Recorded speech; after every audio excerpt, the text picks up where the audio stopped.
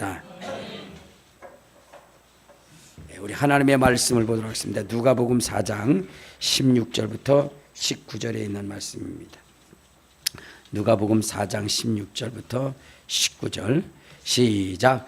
예수께서 그 자라나신 곳 나사렛에 이르사 안식일에 늘 하시던 대로 회당에 들어가사 성경을 읽으시려고 서심해 선지자 이사야의 글을 들이거늘 책을 펴서 이렇게 기록된 데를 찾으시니 곧 주의 성령이 내게 임하셨으니 이는 가난한 자에게 복음을 전하게 하시려고 내게 기름을 부으시고 나를 보내사 포로된 자에게 자유를 눈먼 자에게 다시 보게 함을 전파하며 눌린 자를 자유롭게 하고 주의 은혜의 해를 전파하게 하려 하심이라 하였더라. 아멘.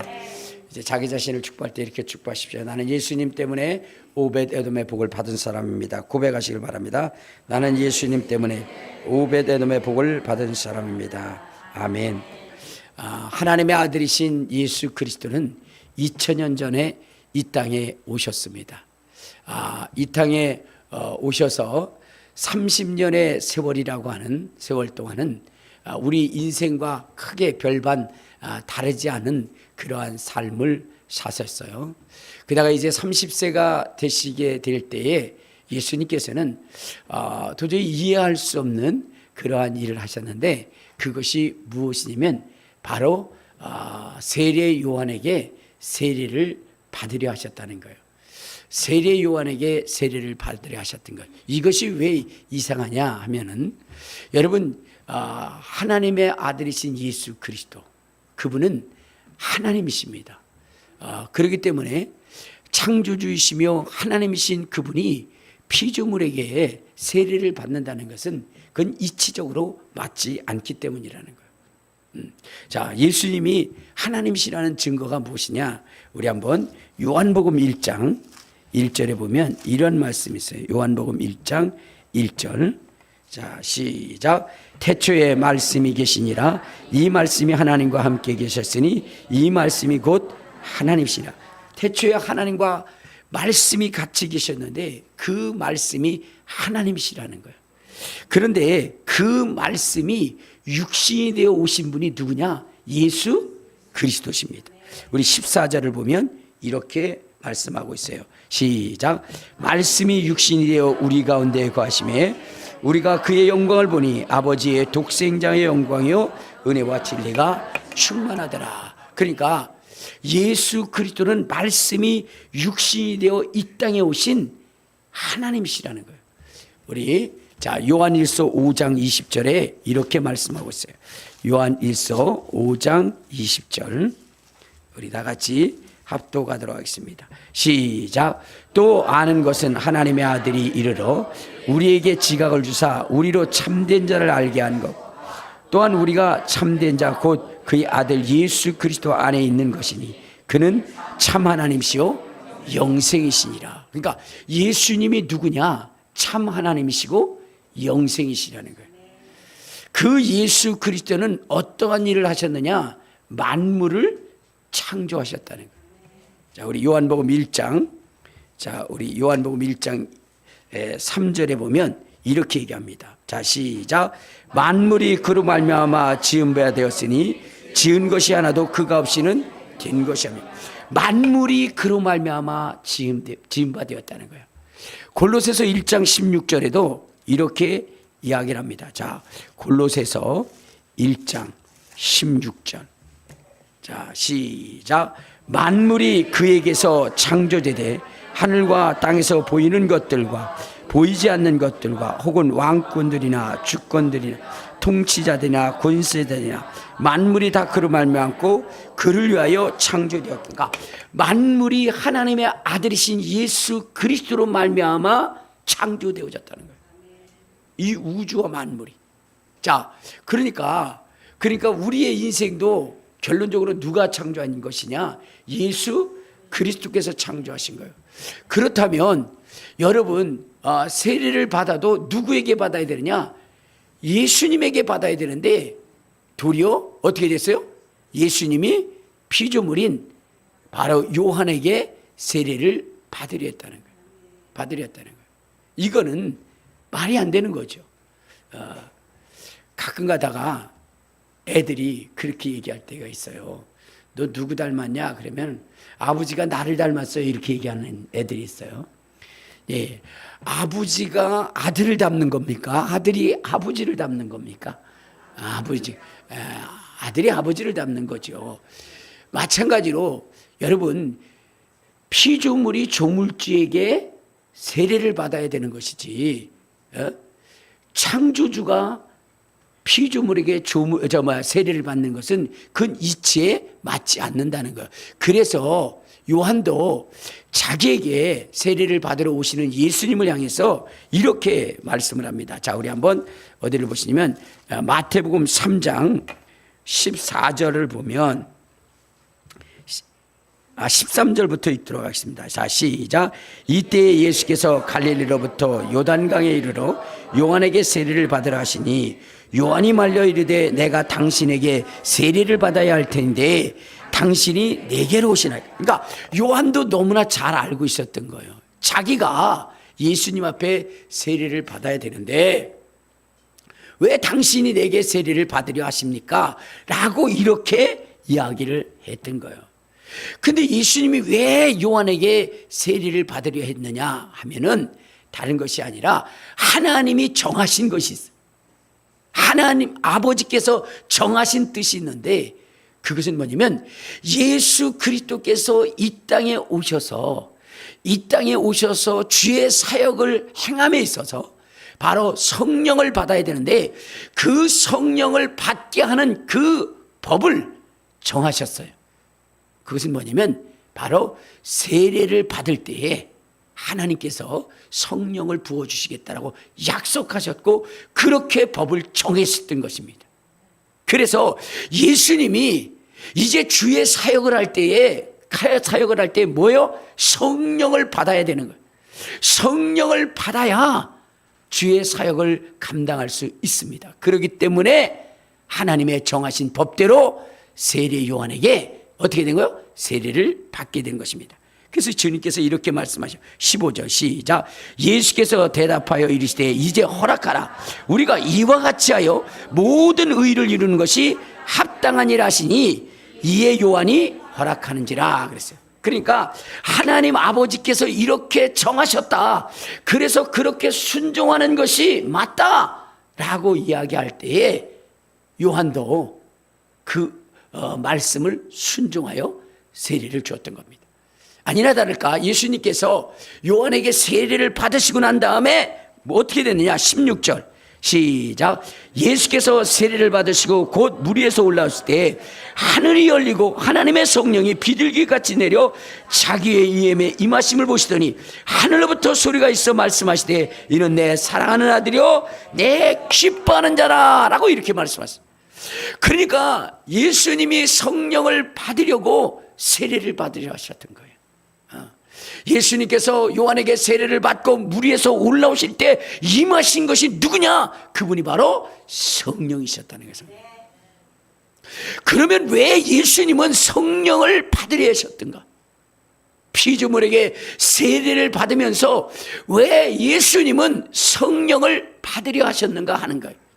그것은 다른 것이 아니라 하나님께로부터 부여받은 이 복음의 그 완성을 이루기 위해서는 누가 절대적으로 필요한 것이냐? 바로 성령님이 절대적으로 필요하셨기 때문이라는 거예요.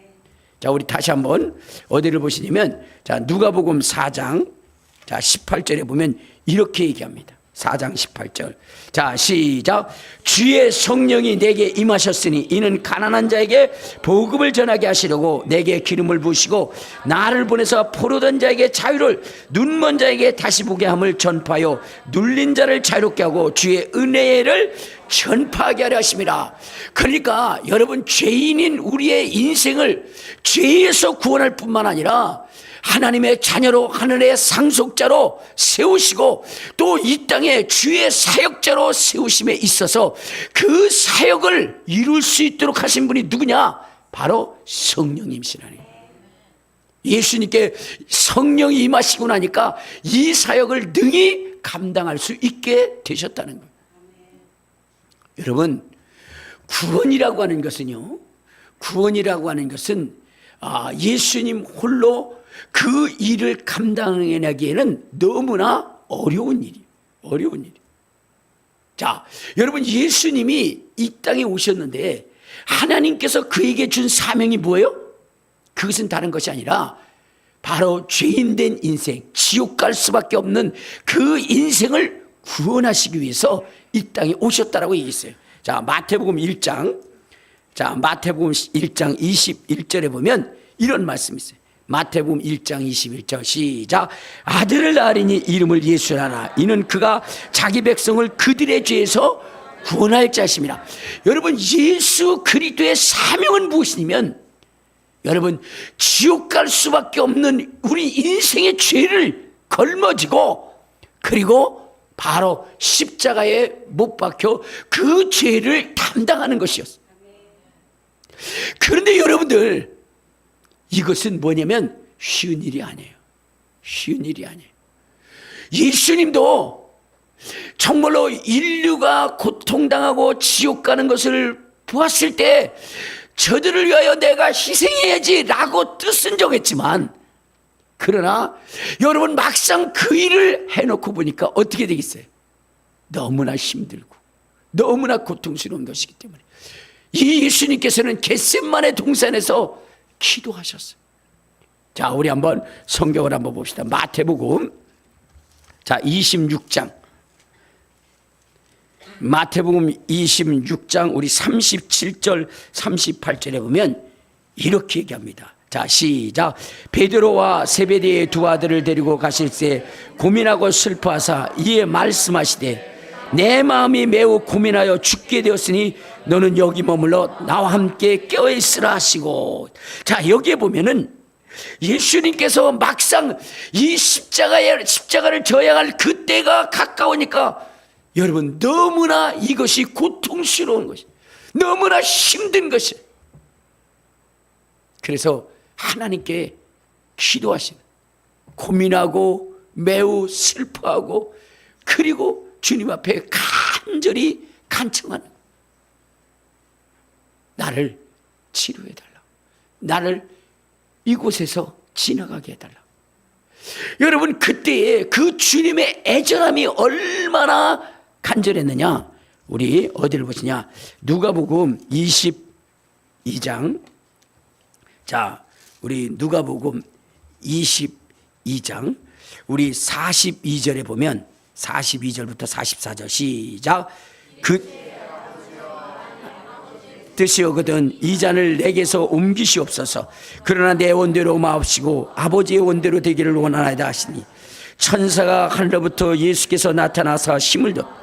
예수께서 힘쓰고 애써 더욱 간절히 기도하시니 땀이 땅에 떨어지는 핏방울과 같이 되다. 여러분, 이 십자가를 짐이 너무나 힘들어서 아버지께 간청하는 거예요. 주여, 이 잔이 지나가게 하옵소서. 그러면서 기도하는데 여러분, 땀방울이 핏방울이 됐다. 그러니까 얼굴의 모든 혈관들이 다 터져버린 거예요. 이만큼 여러분, 십자가를 지는 것은 쉽지 않은 거예요. 너무나 고통스러운 거예요. 그분 혼자서는 이 일을 감당할 수 없는 거예요. 누가 함께 하셔야 되느냐? 성령이 함께 하셔야 그 일을 능히 감당할 수 있었기에 하나님 아버지께서도 이 일을 하셔서 여러분, 그의 공생의 사역 속에 성령부터 받을 수 있도록 요단강에 가시도록 하신 거예요. 여러분, 이것을 지나가기를 원하지만, 그러나 지어야 할 사명으로 인식시키신 분이 누구냐? 바로 성령님이시다. 그래서 그 성령께 순종하고 성령과 더불어 함께 이 십자가를 능히 감당할 수 있게 하신 겁니다. 여러분, 그러므로 여러분, 이 구원이라고 하는 것은 여러분, 보잘것없고 값없는 그러한 것이 아니라, 대부분 사람들은 그렇게 이야기합니다. 당신네들은 자기네들이 어마어마한 용서받지 못할 죄를 짓고도 하나님 앞에 나가서 예수의 보혈을 의지합니다. 그러면 당신의 그 지은 모든 죄가 눈과 같이 깨끗이 헤어진다고 그렇게 이야기하고, 당신네들이 아무것도 한 것이 없이 값없이 은혜를 받고 값없이 구원받는다라고 그렇게 이야기하지 않느냐. 세상에 그런 일이 어디 있느냐라고 이렇게 외치면서 뭐냐면 이 기독교의 구원을 아주 하찮은 것으로 여기는 경우가 많이 있습니다. 그래서 자기네들은 우리는 우리의 지은 업보를 다 감당하기 위해서 고행을 하고 그리고 삭발을 하고 그리고 그 일들을 감당하기 위해서 힘쓴다고, 또 어느 곳에는 이제는 선행을 해서 천국에 가기 위해서 그래서 그렇게 선행을 하고 있다라고 이렇게 얘기하면서 우리 기독교의 구원의 은총을 값싼 것으로 비하하는 사람들이 많이 있어요. 여러분, 그것은 바로 우리 인간의 죄의 무게를 가볍게 여기는 사람들이기 때문에 그렇습니다. 여러분, 우리 인간이 지은 이 죄는 여러분 인간의 그 어떠한 것으로도 갚을 수 없는 거예요. 여러분, 이 죄의 무게는 너무나 무거워서 이것을 감당하려 하면 하나님의 아들이신 그분도 성령님의 도움을 받지 않고는 이룰 수 없는 그것입니다. 그만큼 여러분 죄의 무게는 큰 것이고 또한 그 구원은 이만큼 어마어마한 거예요. 그래서 값으로 그것을 계산할 수 없고, 여러분 인간의 그러한 수고로 여러분 얻을 수 없는 것이기 때문에, 그렇기 때문에 우리 하나님께서 그 아들에게 담당시키고 그 아들을 통해서 구원하게 하시고 우리에게는 거둬준 것입니다. 여러분, 이 구원이 얼마나 강력한 것인지를 여러분 알아야 되는데, 여러분 가끔가다 그런 생각을 할 때가 있어요. 여러분 스스로도 그렇죠. 자기 자신이 죄인이고 못된 사람이라는 그런 느낌이 들 때가 있죠. 고개를 끄덕거리는 사람은 큰 은혜를 받으시기를 바랍니다. 여러분, 자기 자신을 뒤돌아볼 때 자기가 너무 악하다, 그렇게 생각할 때가 있어요.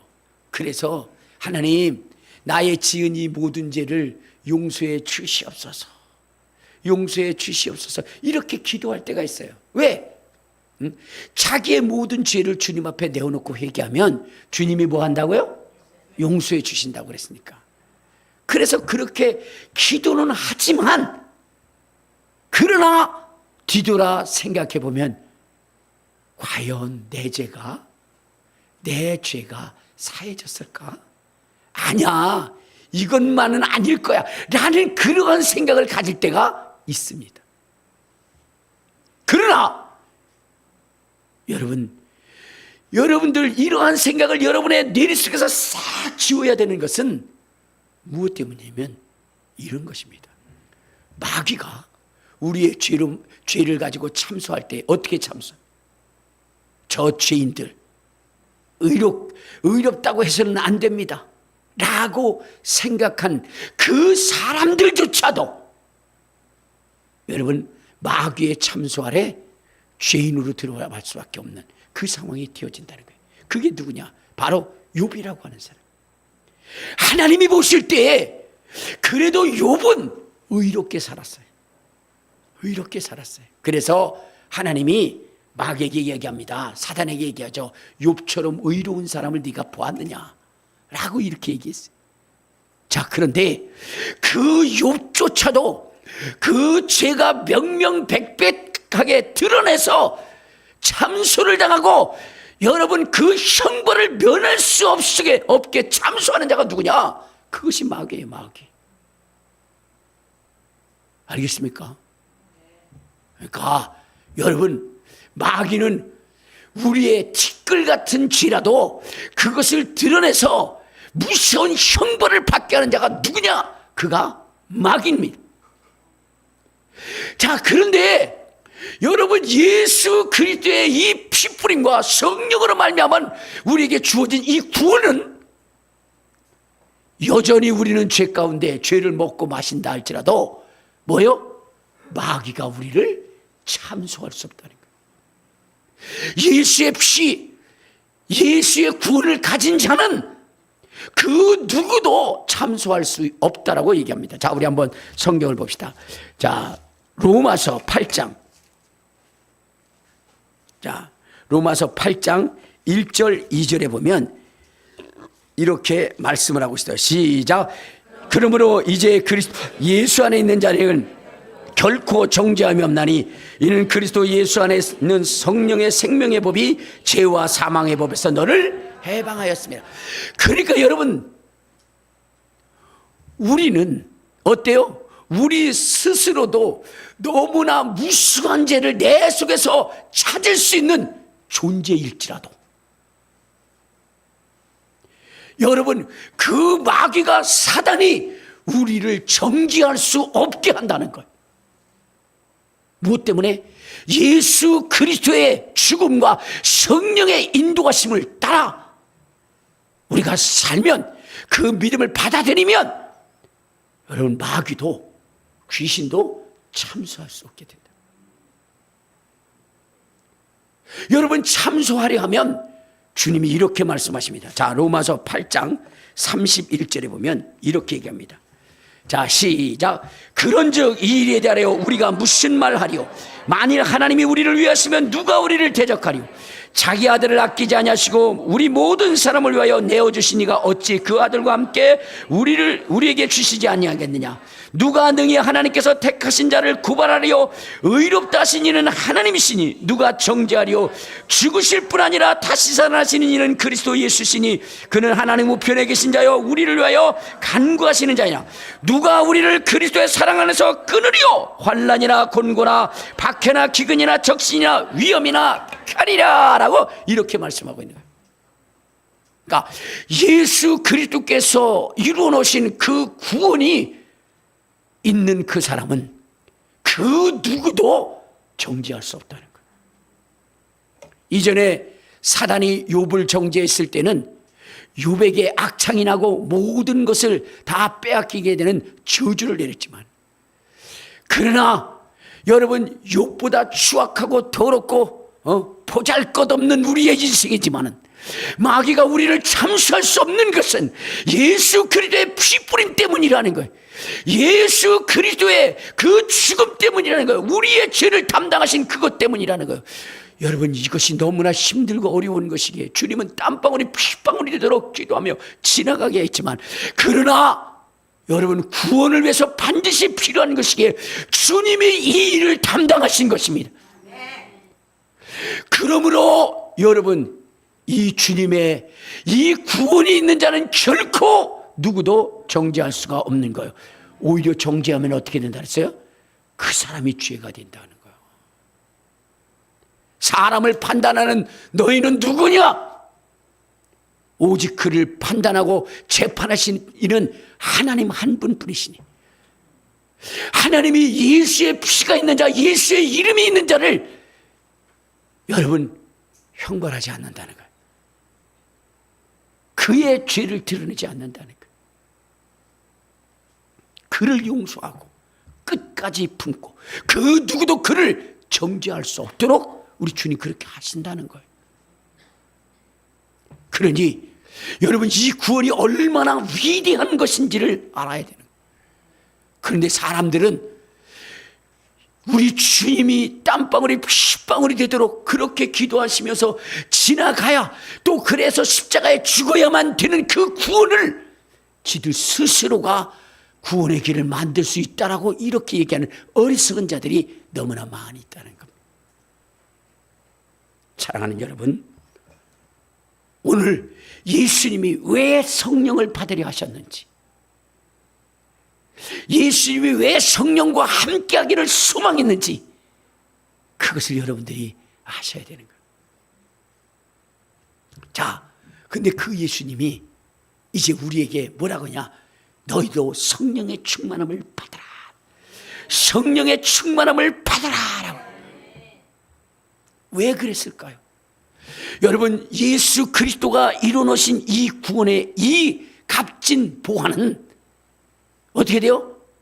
사람들에게 전달해 줌에 있어서 사람들은 그것을 이해할 수가 없어요. 그것을 깨달을 수가 없어요. 그렇기 때문에 이 값진 보화를 하찮게 여기는 경향이 있어요. 그리고 오히려 이 복음을 전하는 사람을 멸시하고, 그리고 이들을 학대하고 핍박하고 그럴 수밖에 없다는 거예요. 그러나 전해져야 되는 산. 그래서 이 일을 행하게 하시는 이가 누구냐? 그분이 바로 성령님이시래요.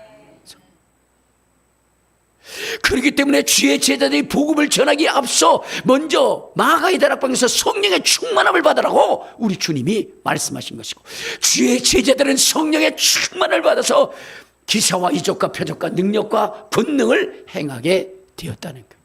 죽은 자를 살리고 문둥병자를 깨끗게 하는 이러한 역사를 이루게 하심으로 정말로 도저히 깨질 수 없는 그 죄의 벽들을 무너뜨리고 주께로 인도케 하는 놀라운 역사들을 하셨다는 거예요.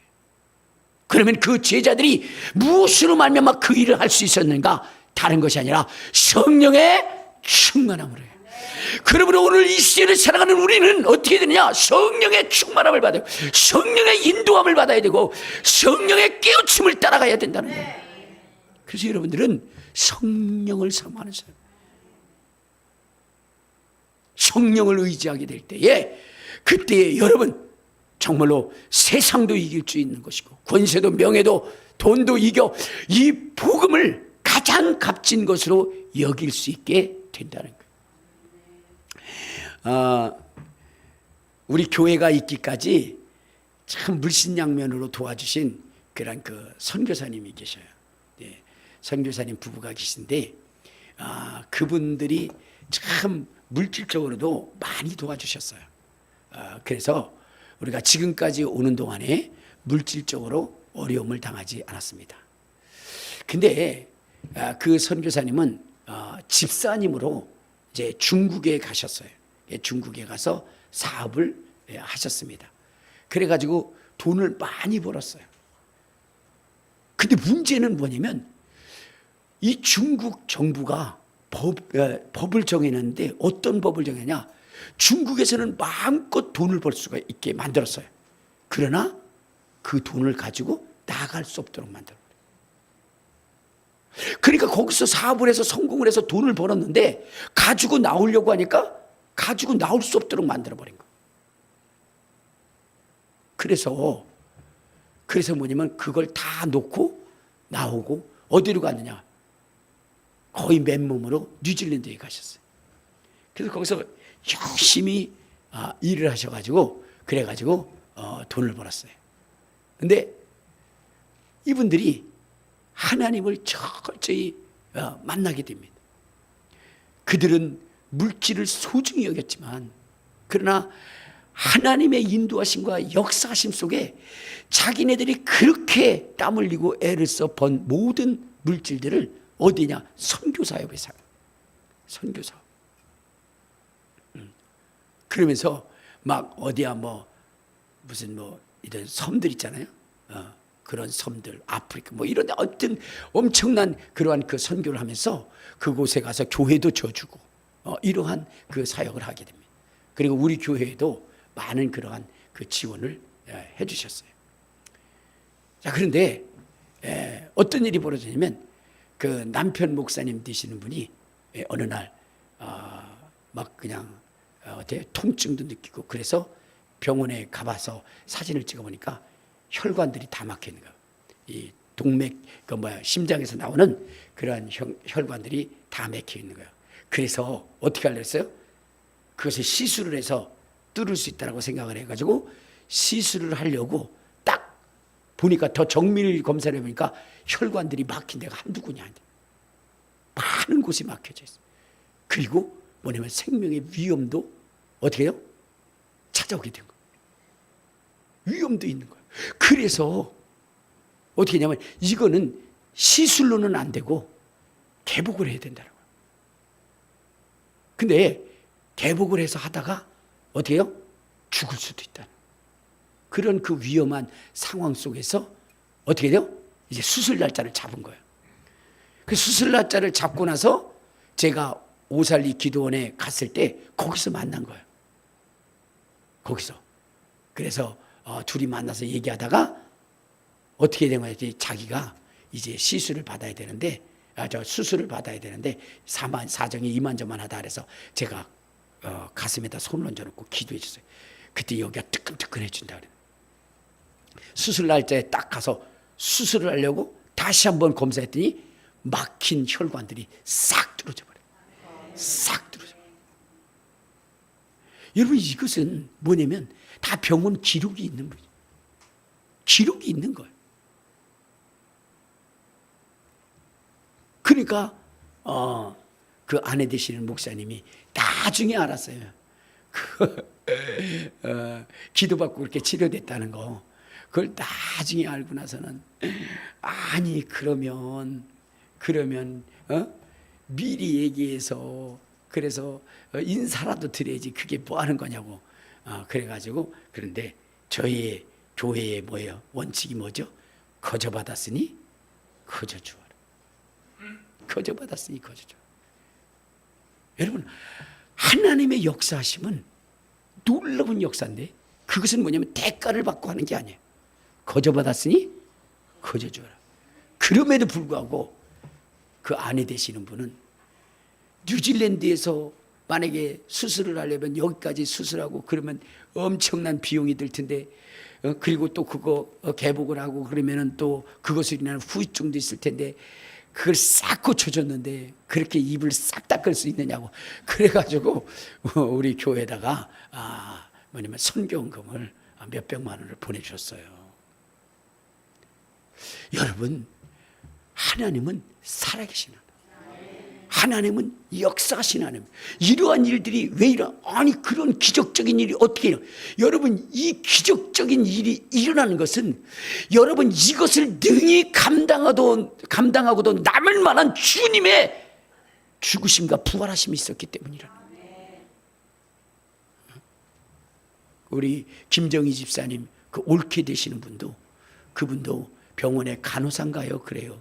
근데 이제 암이 걸려가지고 막 병원을 의지하고 그 김정희 집사님이 올케한테 좀 제발 좀 큰비전 교회 거기 좀 기도 좀 받으라고. 그래도 아이고 그게 기도 받는다고 돼요 그러면서 막 그랬는데 요번에 전화가 왔더라고요. 전화가. 그래서 무슨 일이 났더니 암이 걸려서 지금 힘들기도 하지만 무엇이냐면 감기가 4개월 동안 떨어지지 않는다. 감기가. 근데 암 환자는 감기 걸리면 위험합니다. 근데 4개월 동안 떨어지지 않으니까 병원은 다녀서 약이라는 약은 다 먹고 그래도 안 떨어지니까. 그러니까 어떻게 됐어요? 이제 신우이가 이야기하는 그 이야기를 듣고 그럼 한번 기도 받아보겠다고. 그러면서는 기도를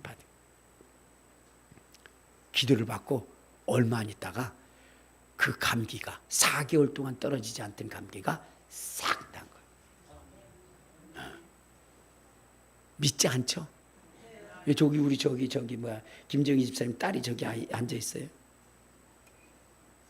저렇게 앉아 있는 내가 거짓말 하겠어요? 여러분, 이러한 이 기적과 능력과 권능이 나타나는 것은 무엇 때문이냐?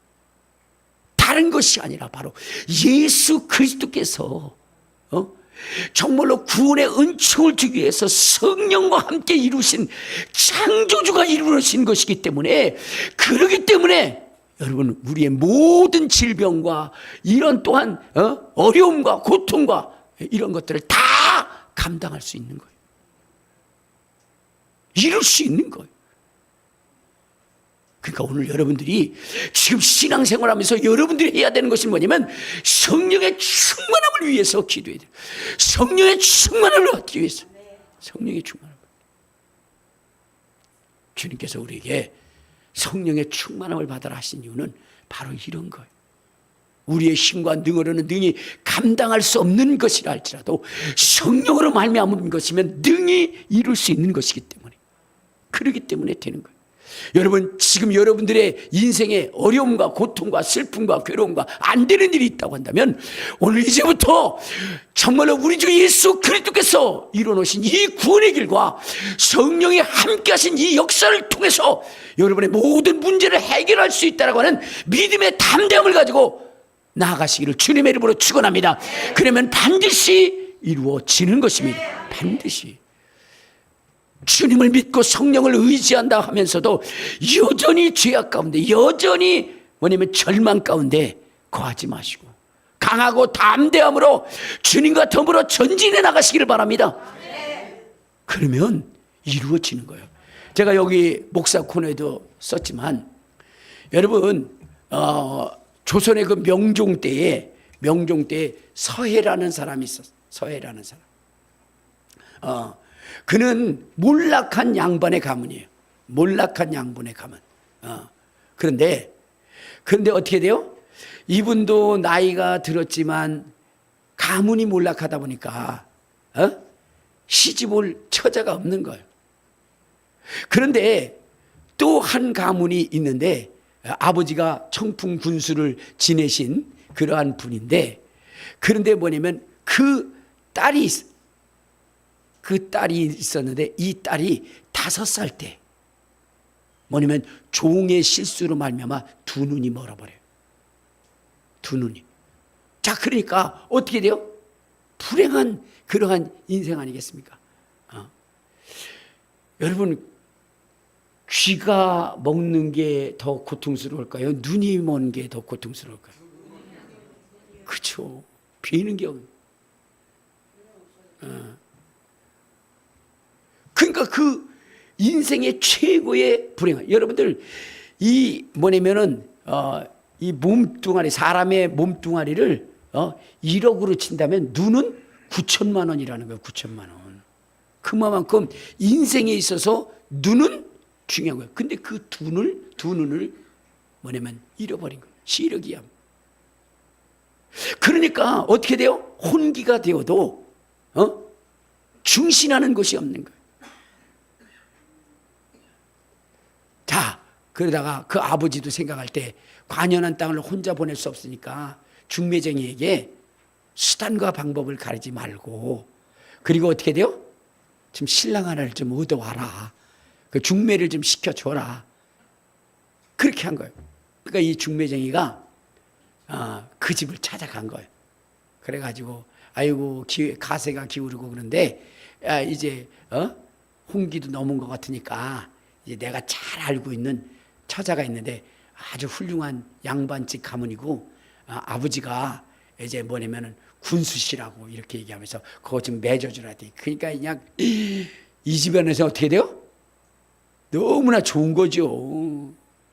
그래서 아이고 그런 집안이라면 우리가 사돈을 맺을 수 있도록 그렇게 하겠다고. 근데 지금 문제가 있다고 그랬더니, 문제가 뭐냐 했더니 좀 멀다고 그랬더니 아이고 멀어봤자 조선 팔도지 뭐 그거 아니고 그냥 아니 멀어도 빤히 굉장히 멀다고 그때 아이고 멀어봤자 조선 팔도예요. 걱정하지 말라고. 그래가지고 결혼을 한 거예요. 근데 첫날 밤에 보니까 어떻게 해요? 거리가 먼 게 아니라 눈이 멀어버린 거예요. 근데 그 신랑도 뭐냐면 굉장히 인품이 좋더라고요. 그 아내의 속사정을 알고 나서는 자기가 평생 함께 걸어가고 손잡아 주겠다고, 놓지 않겠다고. 그 굳은 맹세를 하는 거예요. 그러면서 하나 둘씩 같이 가르쳐 주는데, 그런데 남자든 여자든 맹세한 걸 지키는 사람은 별로 없어요. 그렇게 끝까지 손잡아주며 같이 가겠다라고 하는 사람이 아들 하나 낳아놓고 병으로 죽어버려요. 그러니 이게 어떻게 된 겁니까? 혼자 눈먼 인생으로 혼자 사는 것도 힘든데 이제 뭐요? 키워야 할 자식까지. 그리고 남편은 떠나버리고. 그러나 이 여인은 거기서 절망하지 않고 정말로 평생 결혼할 수 없는 자기 자신을 받아주는 그 남편의 가문을 일으켜야 되겠다라고 생각을 하고, 그리고 포기하지 않고 열심히 살려고 합니다. 그래가지고 여러분들 잘 아시는 거 있죠? 약식, 약과, 약주, 이것이 어디에서 유래된 것이냐면 바로 조선 명종 때에 바로 이 여인으로부터 유래되어진 거예요. 이 여인이 밥을 가지고 어떻게 돼요? 과자를 만들어요. 그래서 약과가 되고 약식이 되고. 왜 그렇게 불려졌냐? 이분이 약현동이라고 하는 곳에서 살았기. 거기서 난 과자, 거기서 난 밥. 그래가지고 거기서 난 약주, 뭐 이래가지고 그렇게 이름을 붙였다고 해요. 그리고 이 여인은 뭐냐면 그 남편한테 뭐냐면 굳은 언약을 합니다. 당신의 무너진 이 가문을 내가 당신의 아들을 통해서 이 가문을 명분 가문으로 만들겠다고.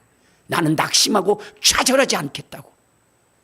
그 일이 이루어질 때까지 내 힘을 다하고 그리고 연후에 당신을 만나겠다고 이렇게 얘기를 해요. 그래서 그 아들을 키워가지고 막 그냥 뒷바라지를 해줍니다. 그러면서 그 서성이라고 하는 그 아들을 누구에게 붙이냐면 이율곡, 여러분 아시죠? 이율곡을 선생으로 두게 해서 그래서 키우게 해서 훗날에 그는 뭐냐면 팔도 관찰사를 지내게 되고 그리고 우리나라의 중추부사까지 오르고 그 후손들은 어떻게 되느냐? 그 뭐냐면 서해 부인의 말대로 여러분 그 후대가 123명이 문과에 급제를 하게 되고 그 중에 8명이 정승을 지내요. 정승이라는 게 뭐예요? 여러분 영의정, 좌의정, 우의정. 그러니까 지금으로 보면 어때요? 국회의장, 대법원장, 그 다음에 뭐 국무총리 이 정도의 그러한 위까지 가게 되는데 그러한 자식이 8명, 그러한 후손이 8명이나 되고 그리고 그 밑에 34명이라고 하는 뭐냐면 육조 판서를 지낸 자들이에요. 지금으로 보면 뭐 장관들이죠. 그러한 일들을 여러분 불행한 인생의 삶 가운데도 포기하지 않고 그 남편의 받아들여준 그것에 대한 그 용기가 그로 하여금 그 몰락한 가문을 그렇게 만들 수 있게 됐다는 거예요. 여러분 사람에게 주어진 이 용기와 담대함과 감사함도 이러한 기적을 이루는데 여러분 여러분들의 삶의 형편이 악하면 얼마나 악하고 힘들면 얼마나 힘듭니까? 지금 이곳에 우리 주님은 성령, 창조주신 성령이 우리 주님이 감당할 수도 없었던 그 구원의 은총을 만들기 위해서 그것을 이루신 그 성령님이 여러분들과 함께 하신다고 한다면 우리도 능히 여러분 기적의 주인공이 될 수 있다는 거예요.